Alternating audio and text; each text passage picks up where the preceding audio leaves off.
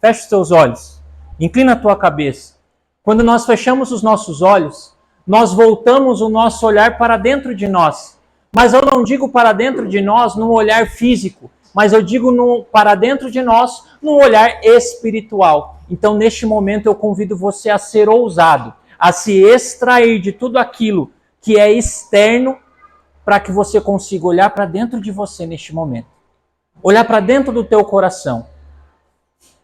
Com a mão direita sobre o teu peito, sobre o teu coração. Que você possa sentir o teu coração batendo na palma da tua mão. Porque essa é uma das maiores declarações de amor de Deus por você. Cada batida do teu coração é um te amo de Deus para você. Independente da tua realidade. Independente da tua dificuldade. Da tua limitação. Independente do teu pecado. Deus, Ele continua te amando. Ele continua me amando. Deus, Ele te trouxe aqui essa noite porque Ele quer falar para você: eu te amo, meu filho. Eu te amo, minha filha. Com palavras externas, com palavras que o seu ouvido possa escutar, mas todos os dias, lembre-se sempre disso, todos os dias da sua vida, enquanto você respirar, Deus, Ele vai te falar: eu te amo. Eu te amo. E é isso que Deus quer que você tenha certeza. Ainda de olhos fechados, convido você a repetir comigo assim: Senhor Jesus, eis-me aqui, como filho miserável que sou. Coloco-me em tuas mãos, para que a tua vontade se realize em minha vida. Mesmo sendo um filho infiel, faz do meu coração terra fértil para acolher a tua palavra. Por intercessão da Virgem Maria e de São Pio de Petrotina, eu me entrego e entrego todo este momento em tuas mãos, Pai, para que a tua vontade se realize em minha vida. Amém.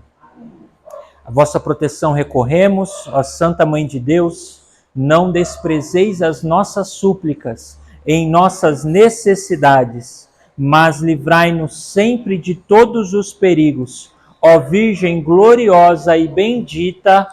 Amém. Amém ou misericórdia? Amém. Amém. Louvado seja Deus. Irmãos, eu quero saber aqui, quem não me conhece aqui, levanta a mão. Amém. E eu vou dizer uma coisa para vocês. Vocês não perderam nada. Mas nesta noite eu vim aqui para que vocês possam ganhar algo. E não sou eu que vou trazer. Eu sou só o portador. Mas quem traz isso diretamente e especialmente para você é o próprio Cristo. Amém? Amém? Pela ação do Espírito Santo. Você crê nisso, sim ou não? Sim. Amém. Para aqueles que não me conhecem, meu nome é Felipe, como o irmão falou. Eu sou casado, tenho 31 anos. Sou casado com a Raíssa, minha esposa, uma mulher de Deus. Tenho 2 filhos, um onde Deus já está cuidando, outro que é o Pedro, que ainda nós estamos nessa missão de cuidar, de educar, de indicar para o caminho correto. Faço parte de uma comunidade católica chamada Comunidade Tom de Amor. Alguém aqui já ouviu falar da Comunidade Tom de Amor? Levanta a mão. Amém. A nossa comunidade, ela é aqui de São José dos Campos mesmo. Ela tem 25 anos. Hoje, a nossa casa de missão fica ali em Santana, atrás da paróquia de Santana, na rua de trás. Então a gente responde diretamente para o Padre Rinaldo hoje. Por que eu digo hoje? Porque nós já tivemos a casa de missão no Vista Verde, já tivemos casa de missão no Eugênio de Mello, já tivemos casa de missão também na Vila Industrial. e hoje nós estamos ali em Santana pela graça de Deus. O nosso carisma é servir no amor e na alegria. No amor e na alegria. Não com o amor e com a alegria. Porque Deus nos pede, e a palavra fundante é Salmo 100, versículo 2.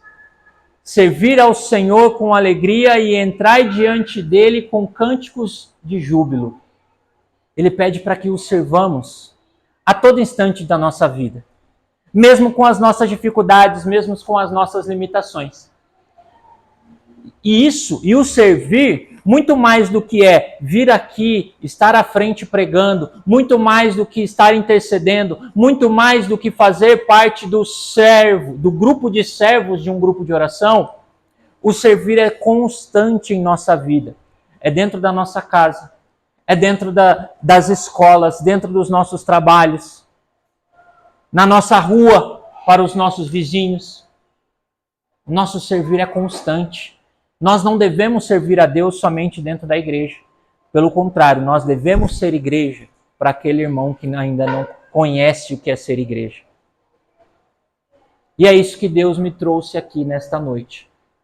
Para que nós possamos juntos nos tornarmos uma igreja de Cristo cada vez melhor, cada vez mais fortalecida, cada vez com mais esperança e mais fé. Você crê nisso, sim ou não? Sim. Amém. Irmãos, além disso, eu moro aqui na região do Putim, vizinho aqui, na paróquia Santa Luzia, né? Na paróquia onde participo também, sou ministro extraordinário da comunhão ali pela graça e misericórdia de Deus, junto com a minha esposa na paróquia Santa Luzia. E para mim é uma felicidade tremenda estar com vocês aqui esta noite. Quando o irmão convidou, na verdade já era para eu ter vindo antes, infelizmente não pude, por outros compromissos de trabalho e tudo mais, mas hoje deu certo. E é uma felicidade porque quando eu recebo um convite, eu entendo que Deus está me enviando, mas muito mais do que me enviando, Ele está me preparando. Ele está me preparando para que eu possa viver e servi-lo cada vez melhor. Porque o primeiro ouvido que escuta é o meu, está mais perto da minha boca que fala. Sim? Sim ou não? Sim. Então, que vocês possam ter a certeza, nesta noite, que Deus, Ele te convidou aqui por algo muito especial. Quando o irmão passou para mim o tema, eu debrucei em cima da palavra e eu pedi um direcionamento a Deus. A gente poderia seguir por vários caminhos. Poderíamos falar das dificuldades, como também poderíamos falar dos sucessos. Poderíamos falar da esperança, poderíamos falar da fé. Mas Deus, Ele nos mostra, por essa passagem de hoje, que Ele quer um pouquinho a mais de nós. Uma gota a mais. A caridade. Por que a caridade? A caridade não é simplesmente você ser caridoso com o próximo, você ser solícito com o próximo. A caridade está a partir do momento que você entende que ser cristão não é seguir a Cristo. Ser cristão é ser um novo Cristo aqui na Terra. Nossa, mas como assim, Felipe, ser um novo Cristo? Significa que eu tenho que fazer as coisas que Jesus... Não. As pessoas têm que olhar para você e falar, esse irmão, essa irmã é de Deus. Esse segue Jesus. Ele traz a luz de Jesus dentro dela. Então Deus, Ele nos coloca nesta noite para que sejamos e entendamos o que é a caridade. Para isso, convido vocês a pegarem comigo a palavra de Deus, lá em 1 Tessalonicenses, primeira carta de São Paulo a Tessalonicenses, capítulo 3. Primeira carta de São Paulo a Tessalonicenses, capítulo 3, Novo Testamento. Bem facinho de achar, Ela fica antes da segunda carta dos Tessalonicenses. Então é bem mais tranquilo agora, né? Agora facilitou, né, irmã? Facilitou, não?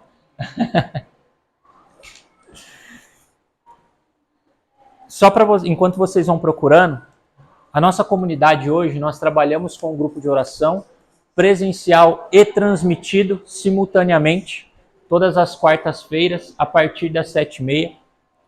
Temos as nossas células, que acontecem em diferentes locais, em diferentes casas, tanto em Santana, Eugênio de Melo, Vila Industrial, e agora está passando por uma multiplicação de células, todas as terças-feiras, e possivelmente nessas multiplicações pode haver células em outros dias.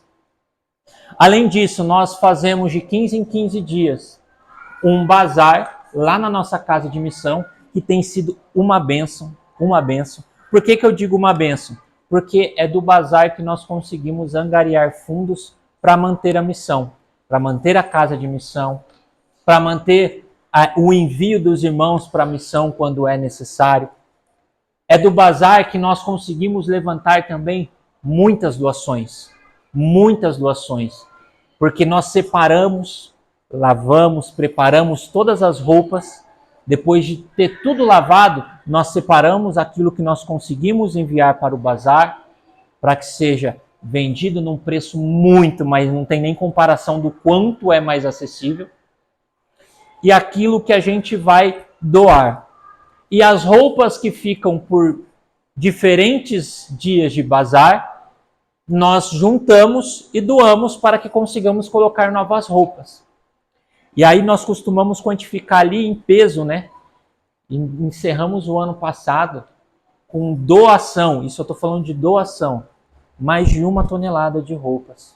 Para diferentes locais, para diferentes, por exemplo, Casa de Assis, locais que cuidam de pessoas de rua, carente.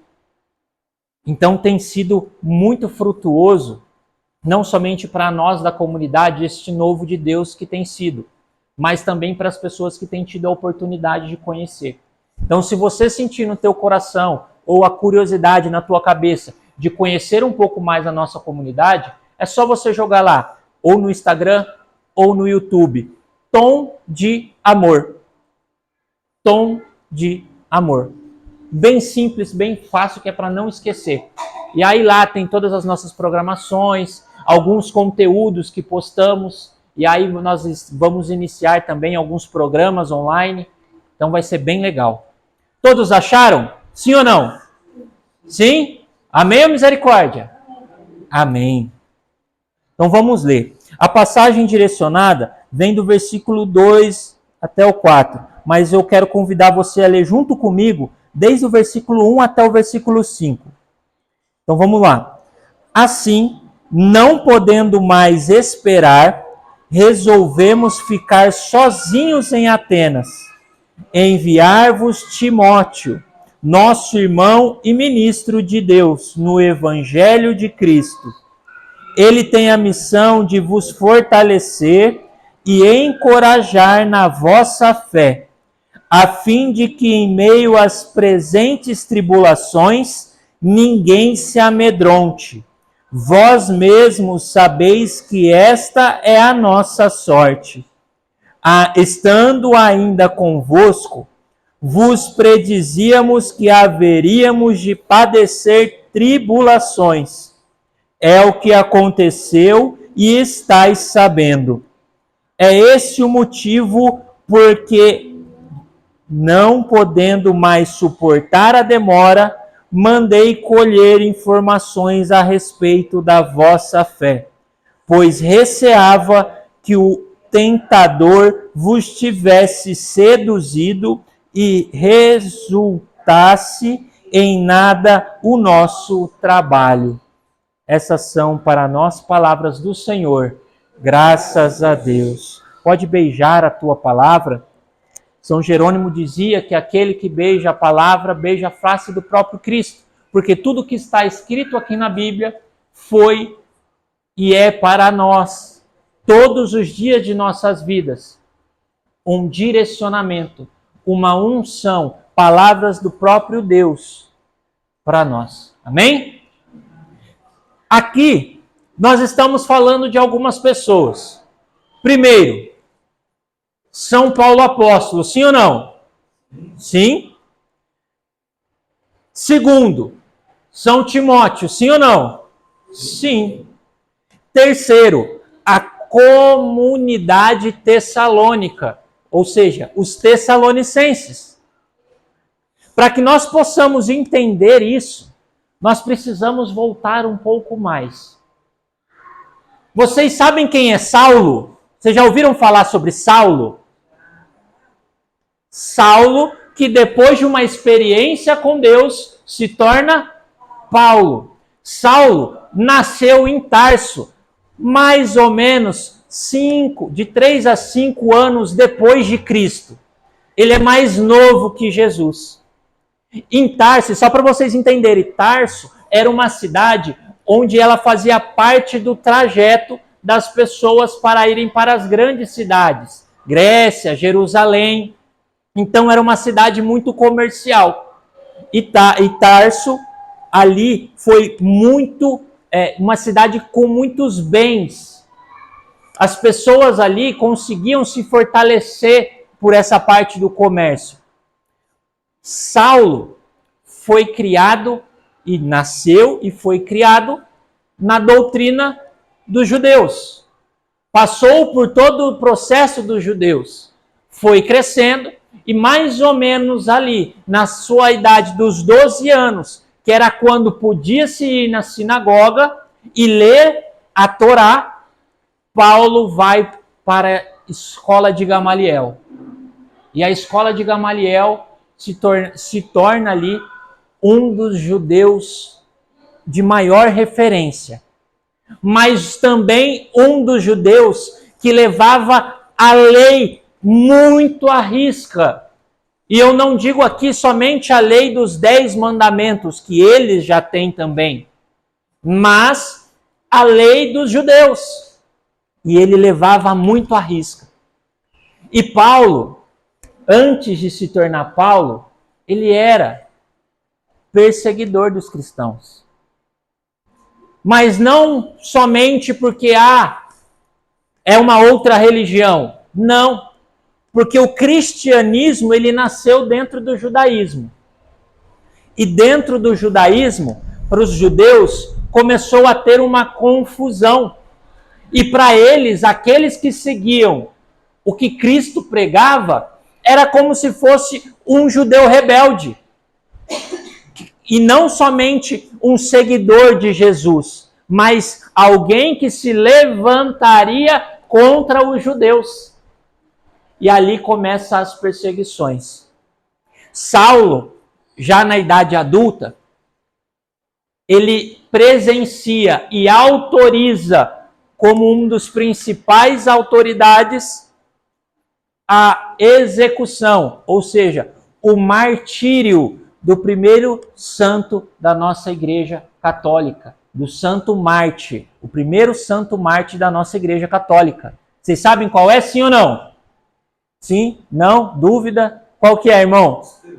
Exatamente.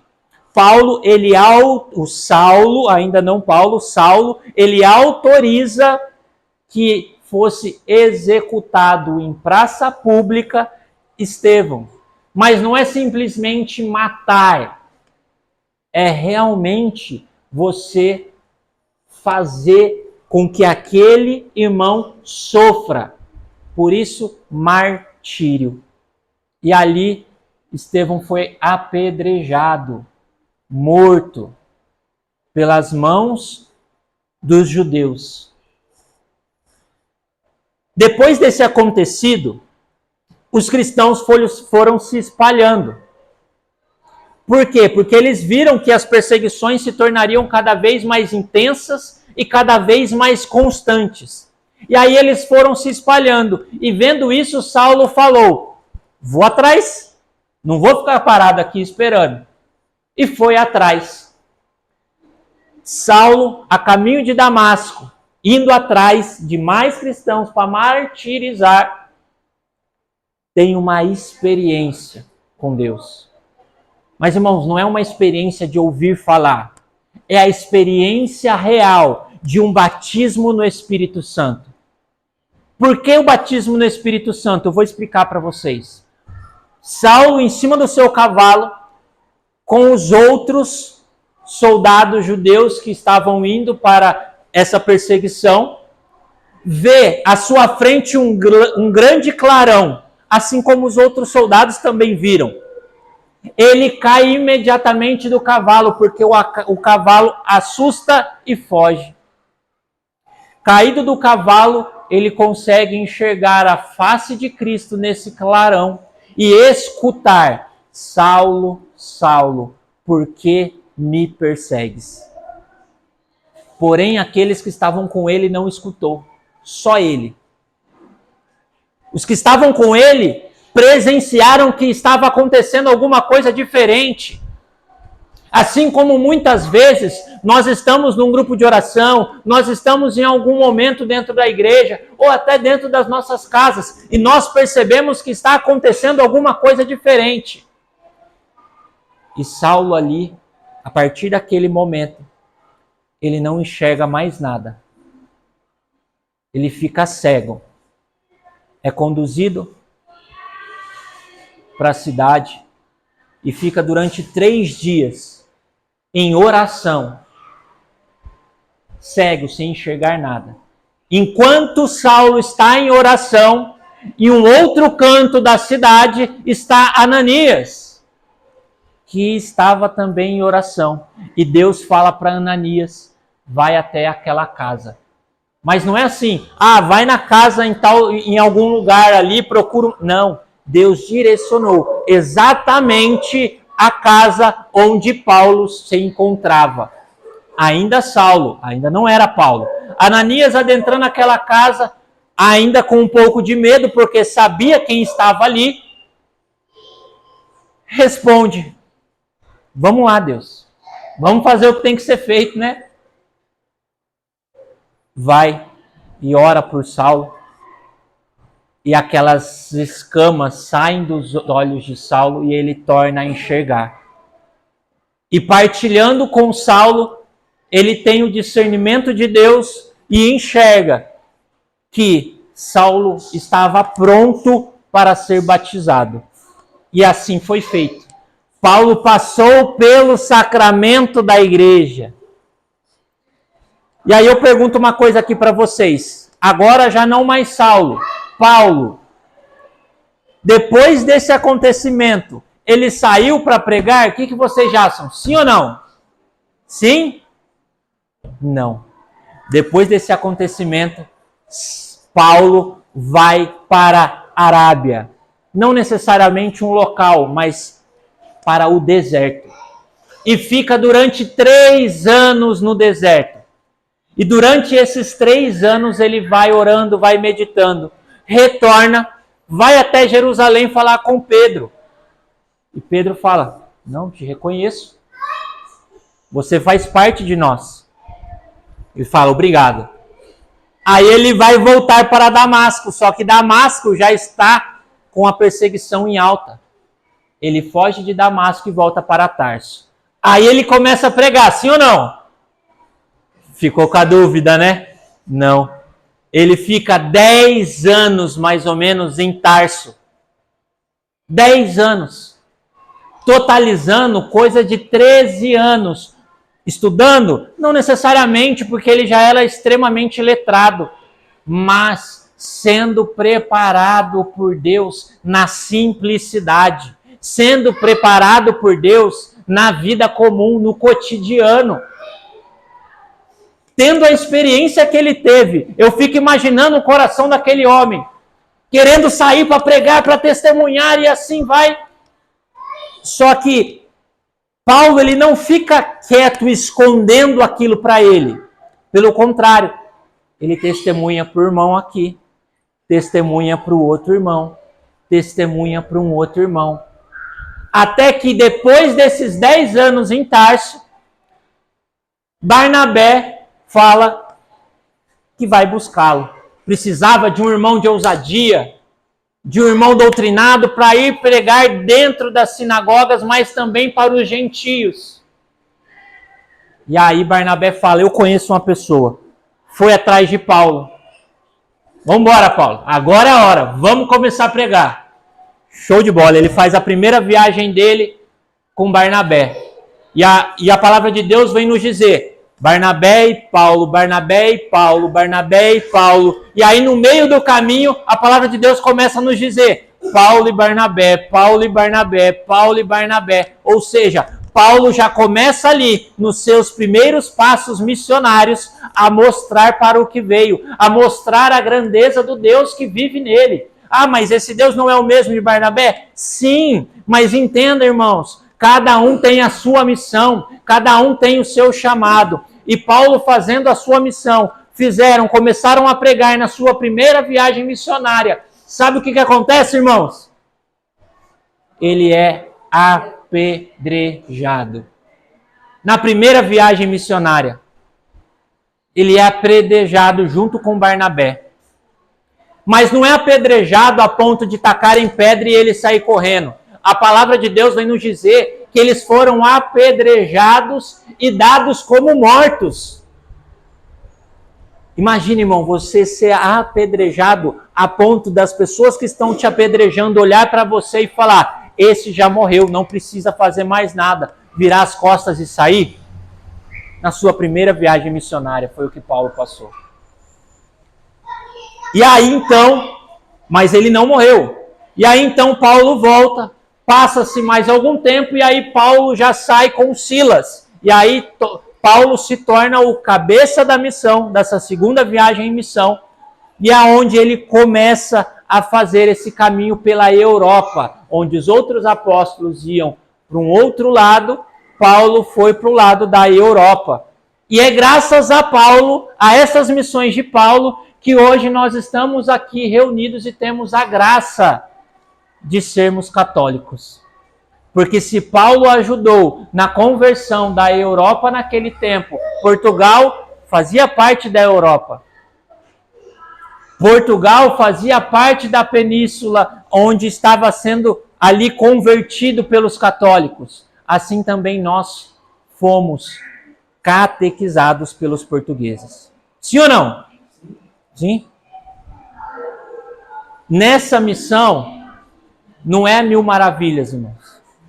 Não é aquela missão que é maravilhosa, que é só flores.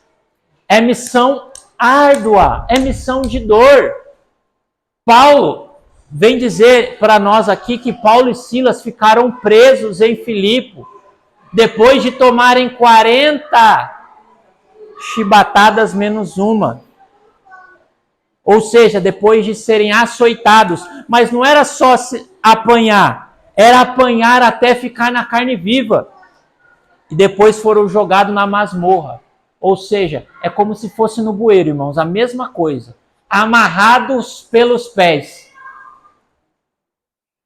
E ainda assim, o que eles faziam? Essa é uma passagem muito conhecida. Eles louvavam e bendiziam a Deus. Eles cantavam hinos de louvor. E é de lá que Paulo vai direcionar, enviar Timóteo a retornar a Tessalônica, a comunidade tessalônica, aos tessalonicenses, para ver como estava. A comunidade tessalonicenses, uma comunidade rica, uma comunidade comercial, só que ao mesmo tempo de muita desigualdade. Não sei se vocês conseguem comparar com alguma outra cidade assim da nossa realidade. Hoje em dia as nossas cidades não têm tanta desigualdade assim, né? E a preocupação maior aqui de Paulo é porque dentro de Tessalônica tinham várias religiões. Eles cultuavam vários deuses. E ao mesmo tempo, muita prostituição. Ou seja, quando ele fala tentador aqui, é como se o diabo morasse naquela cidade, irmãos. E aí Paulo envia Timóteo para mostrar para aqueles irmãos, para aquela comunidade que já tinha sido catequizada, que já tinha ouvido o evangelho a partir de Paulo, que eles não estão sozinhos. Que vai existir tentação, que vai existir dificuldade, mas eles não estão sozinhos. E é isso que Deus fala para mim e para você nesta noite, irmãos. A tentação não vai deixar de existir. Esse desejo da carne de ficar murmurando, de ficar se entregando às dores, ao sofrimento, não vai deixar de existir, porque a nossa carne é fraca. Mas o mesmo Paulo que enviou Timóteo, escreve lá em 1 Coríntios, capítulo 5, se não me engano, que não sobreveio diante de nós mal algum, que nós não possamos superar, porque Deus não permite, irmãos. Deus não permite que venha sobre nós nenhuma dor que nós não possamos superar. Deus não permite que venha diante de nós nenhum sofrimento que nós não possamos superar. Seja o sofrimento de um desemprego, seja o sofrimento de uma doença, seja o sofrimento de uma perda, irmãos. Não existe sofrimento que nós não possamos superar. Ah, Felipe, mas você não sabe o que eu passo. Você nem imagina o que eu estou passando, a dificuldade que eu estou em casa, com a minha família. Ninguém quer vir no grupo de oração junto comigo. O pessoal me critica que eu vou na igreja. Irmão, louvado seja Deus que você está indo na igreja. Louvado seja Deus que você está aqui nesta noite. Louvado seja Deus que você tem caminhado junto com Deus. Mesmo que tropeçando, mesmo que caindo, você ainda assim está aqui. Ainda existe vida além da dor. Existe vida além do sofrimento. Existe vida além desse murmúrio que você está tendo no seu dia a dia. Existe vida além dessa limitação que você mesmo colocou. Existe vida que Deus quer que você viva. Olha para o irmão que está do seu lado e fala para ele assim: existe vida além da dor. Amém. Ele acreditou nisso, sim ou não? Acreditou, senhor? Mais ou menos. Acreditou? Acreditou? Ah, então tá bom. E vocês? Vocês acreditam que existe vida além da dor? Sim ou não? Só para vocês terem noção de como não existe dor que possa nos afastar de Deus. Paulo, ele descreve na segunda carta aos Coríntios, capítulo 11, não precisa pegar, eu vou ler para vocês, no versículo 24. 5 vezes recebi dos judeus os 40 açoites menos 1. 3 vezes fui flagelado com varas. 1 vez fui apedrejado. 3 vezes naufraguei. 1 noite e 1 dia passei no abismo. Viagem sem contar, exposto a perigos nos rios, perigos de salteadores, perigos da parte dos meus cidadãos, perigos da parte dos pagãos, perigos na cidade, perigos no deserto, perigos no mar, perigos entre falsos irmãos, trabalhos e fadigas, repetidas vigílias, mesmo no perigo, mesmo na dor, vigília. Com fome e sede, frequentes jejuns, mesmo no perigo, mesmo na dor, mesmo no sofrimento, jejum e oração. Frio e nudez. Além de outras coisas, a minha preocupação cotidiana, a lucitude por todas as igrejas. Quem é fraco que eu não seja fraco? Quem sofre escândalo que eu não me consuma de dor? Se for preciso que a gente se glorie, eu me gloriarei na minha fraqueza. Você consegue entender que a sua fraqueza é o degrau da bênção que Deus tem para você? Eu não estou falando que você precisa sofrer para receber a bênção. Porque muitas vezes o sofrimento não é porque Deus quis que eu sofresse, não é isso, irmãos. Nós temos que entender em nosso meio que existe a vontade de Deus, existe a ação do inimigo e existe a consequência das nossas atitudes. Não significa que você tenha que sofrer para receber a bênção. Mas, significa que mesmo no teu sofrimento, Deus tem uma bênção separada para você. Amém? Amém, irmãos. E é por isso que Deus nos chama a termos um passo, assim como Paulo, um passo de preparação e de confiança na caridade. O que é a caridade? É ser caridoso comigo mesmo, é entender que a minha dor não é para mim, a minha dor é para Cristo. A minha dor eu não tenho que guardar para mim, porque isso vai fazer o quê? Murmúrio, autoflagelação.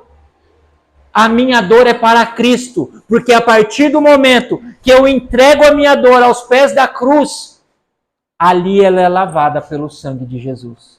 Você crê nisso, sim ou não, irmão? Sim, sim ou não? Sim. Então vai se levantando para que a gente possa orar.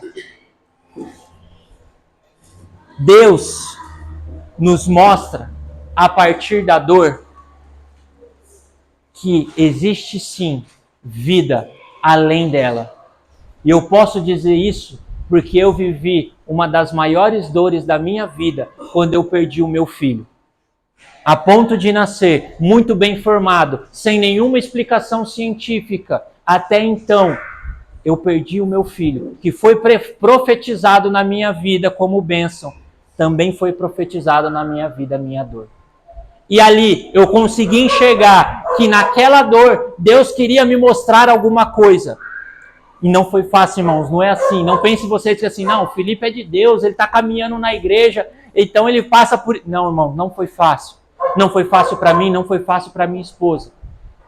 Mas Deus, ele é tão grandioso, que mesmo no nosso sofrimento, na nossa dor, se nós não nos martirizarmos, se nós não ficarmos com a dor para nós, mas entregar esta dor, essa doença, esse sofrimento, essa perda, essa separação, esse desemprego aos pés da cruz, Deus, ele honra e nos fortalece.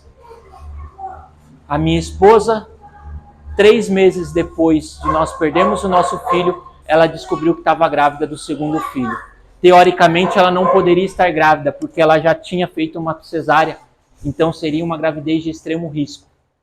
No segundo parto, a doutora, quando fez o parto, virou para nós, olhou e falou: depois eu quero que vocês me contem o que vocês fizeram, porque este útero que eu acabo de retirar o seu filho está como se fosse a primeira cirurgia que eu fiz nele. E foi a mesma doutora que fez a primeira cesárea. A mesma. Ela testemunhou junto conosco a grandeza de Deus. E é isso que eu quero para vocês. É isso que Deus traz para vocês. Este testemunho na vida de vocês. Deus quer que você testemunhe, assim como Paulo testemunhou. Amém, irmãos? Então fecha os teus olhos.